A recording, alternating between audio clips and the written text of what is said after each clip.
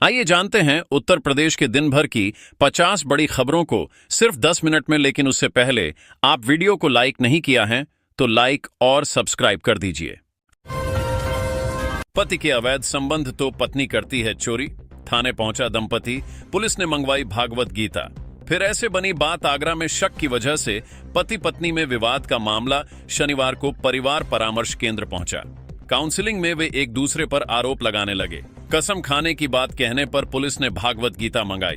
दोनों ने गीता पर हाथ रखकर कसम खाई और समझौता कर लिया।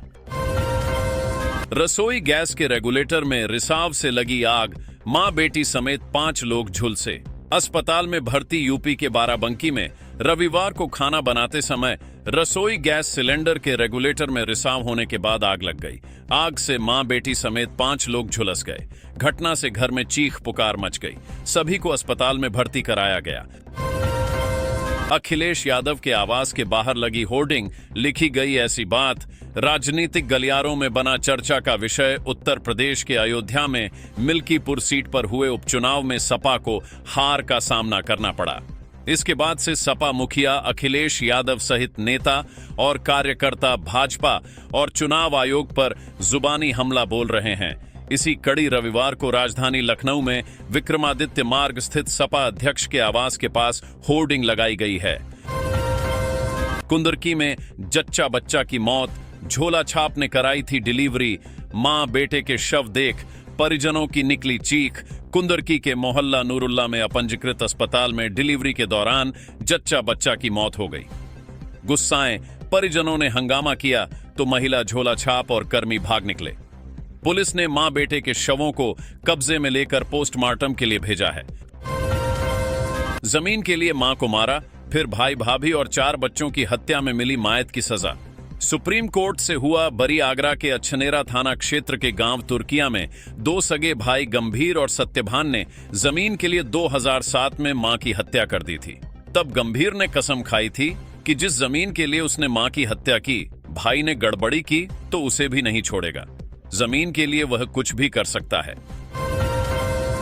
महाकुंभ के लिए फ्री हो टोल, सपा मुखिया बोले मिल्कीपुर में चुनाव नहीं, लूट हुई। इंडिया गठबंधन पर कही ये बात मिल्कीपुर विधानसभा उपचुनाव में हार के बाद सपा मुखिया अखिलेश यादव ने चुनाव व्यवस्था पर सवाल उठाए।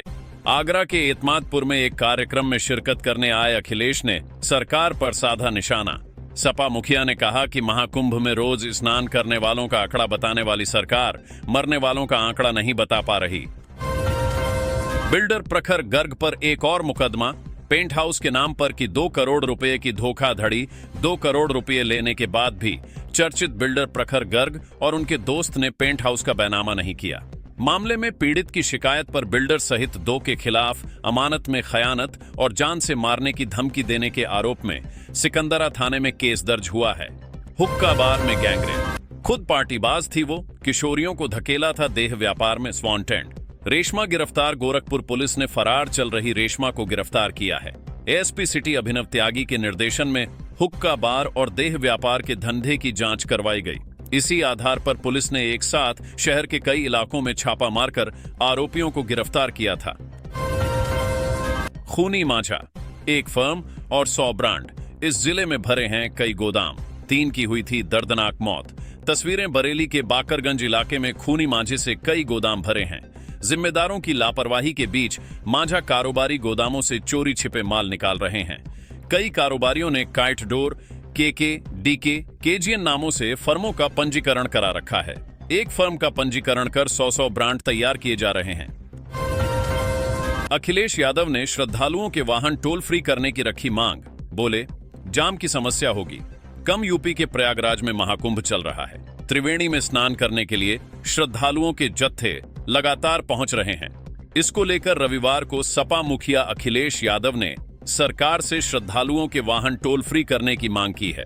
उन्होंने कहा कि महाकुंभ के दौरान उत्तर प्रदेश में प्रवेश करने वाले वाहनों के लिए टोल शुल्क माफ किया जाना चाहिए ताकि यात्रा में बाधा और जाम की समस्या कम हो सके।